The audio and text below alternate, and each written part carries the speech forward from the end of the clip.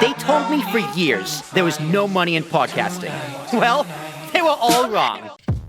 Where do you start when it comes to forming a social media strategy?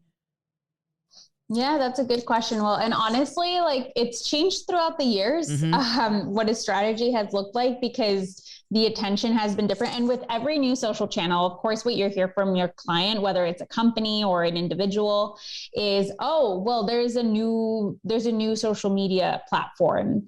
Why don't we do that?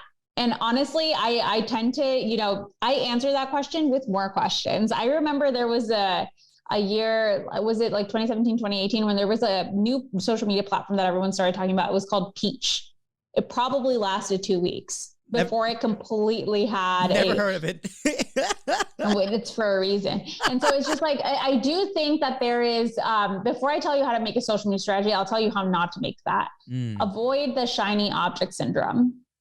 We tend to have as a society, and I've noticed this a lot with social media, we have shiny object syndrome. And I think part of it is also just, there's so much new news, new things. And so we tend to run toward it because we think that because it's new, it must be good and we need to be on it. But you don't need to be everywhere. You only need to be where your audience is, which is why it's all the more important to figure out who your audience is and where they live. So I would definitely, with working with everyone, I ask them, like, where is your audience? How well do you know your audience?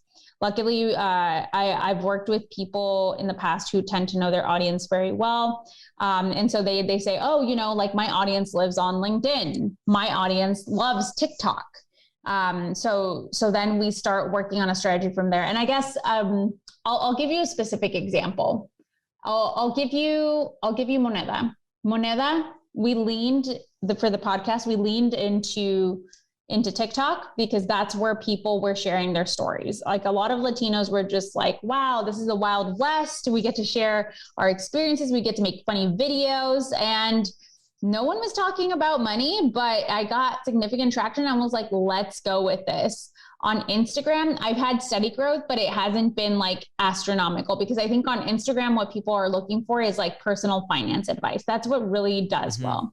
And honestly, I know my content, and I know that my content is less so personal, me telling you what to do with your money and me bringing the expertise to you. And yes, I'll share relatable stuff, but I'm not a certified financial planner. I'm not positioning myself in such a way. I'm positioning myself as an journalistic expert that brings you the nuggets of information from the leaders themselves, connects you to them, puts on programming. So that's my positioning. So I did find that for me, TikTok was great. For my personal brand, Instagram was great because that's where I could build community and say like, okay, Leanne has all these facets that she runs in. She runs in the journalism rail. She runs in the Latinos in Money rail, in the NASDAQ rail. What is it that you need? And so building community on my Instagram has been really successful. What I really tapped into recently was LinkedIn, because I don't think a lot of people realize this, but LinkedIn is actually if you're sharing resources, LinkedIn is a place you have to be because that's where people are looking for resources. I love putting my stuff on LinkedIn. If you're trying to drive link clicks, go explore LinkedIn and see if your audience is there. So I think there's a lot of value in not chasing every channel because not only does it have the potential to burn you out, but if you put the exact same messaging across all channels, that doesn't mean you're going to drive 4 times as many clicks or 4 times as many engagements. And then the other thing is to rank what your KPIs are going to be. So in my roles, like since my first role in journalism, I've learned about the power of measuring. You can't measure all and be like, everything is going to quadruple, especially when you're talking about follower growth after you reach a certain peak. So yes, growth is great, but you need to figure out, what do you want? Do you want engagement with your community? Do you want growth? Do you want link clicks, lead gen? Like what is it that you want? And then go chase that, because your strategy will look very different for each of those. For example, if you're building on Instagram and you're trying to build community, you're trying to get comments from your followers. You're trying to get them engaged. You're probably trying to get them to know you personally so that they feel more connected.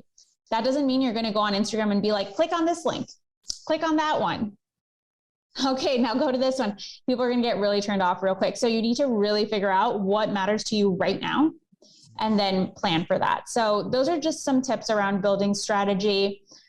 Of course, you have your Excel sheets where you plan like the social media language, but that's just the day-to-day. When it comes to strategy, you really want to think about what you're measuring, who you're chasing, your audience, and then what platforms you're going to be on.